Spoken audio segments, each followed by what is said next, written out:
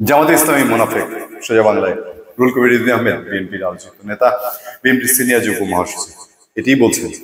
দীর্ঘদিন জামাতে ইসলামীর সঙ্গে বিএনপি চলেছে, এখন বিএনপি চ্যালেঞ্জ করছে জামাত ইসলামী। আর গত কিছুদিন ধরে সবচেয়ে বেশি তেলে বেগুনে চলেছেন রুহুল কবির রিজভী আহমেদ।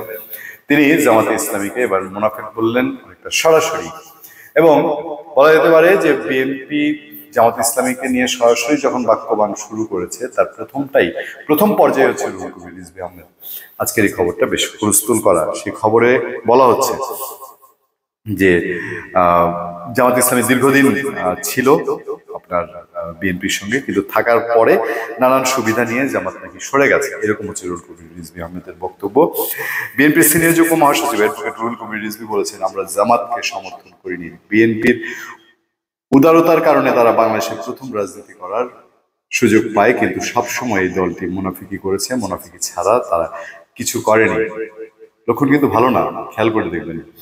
বুধবার বিকেলে রাজশাহীর বাগমারা উপজেলার তাহেরপুর উচ্চ বিদ্যালয় মাঠে শহীদ অধ্যাপক আব্দুল ওয়াহেদ মন্ডলের 23তম মৃত্যুবার্ষিকী উপলক্ষে আয়োজিত স্মরণ সভায় তিনি বলেন, এ সময় রিজভী বলেন, যে দল ছাত্র জনতার উপর গুলি বর্ষণ করেছে, নির্বিচার হত্যা করেছে, জামাত বলে বসলো তারা আওয়ামী লীগকে মাফ করে দেবে, আবু সাইদ মুগ্ধর রক্তকে কিভাবে মাফ করবেন প্রশ্ন রাখেন তিনি। এ সময় দলকে উদ্দেশ্য করে রিজভী বলেন, গুরুত্বপূর্ণ, শেখ হাসিনা পাসপোর্ট ভিসা ছাড়া ভারতে বসে দেশের বিরুদ্ধে কথা বলছে, উস্কানি ছড়াচ্ছে।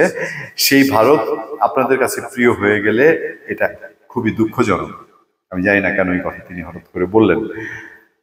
বিএনপি অঙ্গ সংগঠনগুলো এটা আয়োজন করে, সংসদে বিএনপির নেতারা অন্তর্বর্তী সরকারের কাছে দ্রুত জাতীয় নির্বাচনের আহ্বান জানায়।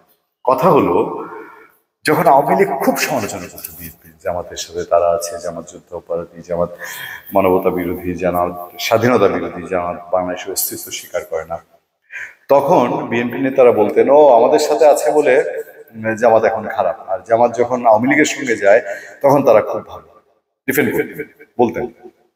পলিটিক্সে জামাত বিএনপির সঙ্গে থেকে জামাতের লাভ হচ্ছে, বিএনপির ক্ষতি হচ্ছে, এটা আমরা অসংখ্য কন্টেন্টে অনেকবার বলেছি। এবং জামাত পলিটিক্যালি স্মার্ট গেম খেলেছে এখানে, তার যখন যতটুকু প্রয়োজন।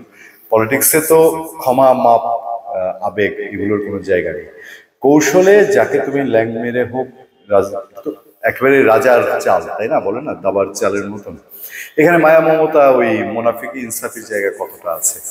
তো রুহুল কবির রিজভী আহমেদ, আমি জানি না তিনি কি এখন এটা অনেক বেশি ফিল করছেন কিনা, যে আগামী দিনে বিএনপিকে যদি বিপদে ফেলে, ভোটের হিসাবে হোক, জাতীয় রাজনীতির হিসাবে হোক, আওয়ামী লীগ যেহেতু মাঠে নাই, তাহলে কি সেটা জামাত ইসলামী? এবং এই কারণেই কি প্রসঙ্গটা তিনি বারবার তুলছেন, এবং এবার সরাসরি মুনাফিক বলার নিশ্চয়ই জামাতের দিক থেকে একটা বক্তব্য আসবে। আমরা নিশ্চিত জামাত ইসলামী কনফার্ম একটা না একটা কিছু প্রতিক্রিয়া জানাবে, কারণ এইভাবে কোনো একটি রাজনৈতিক দলকে সরাসরি দলকে মুনাফিক বলাটা ওই রাজনৈতিক দলের তো আর ভালোভাবে নেওয়ার কথা না, বলবে তো না যে উনি দায়িত্বশীল কেউ না।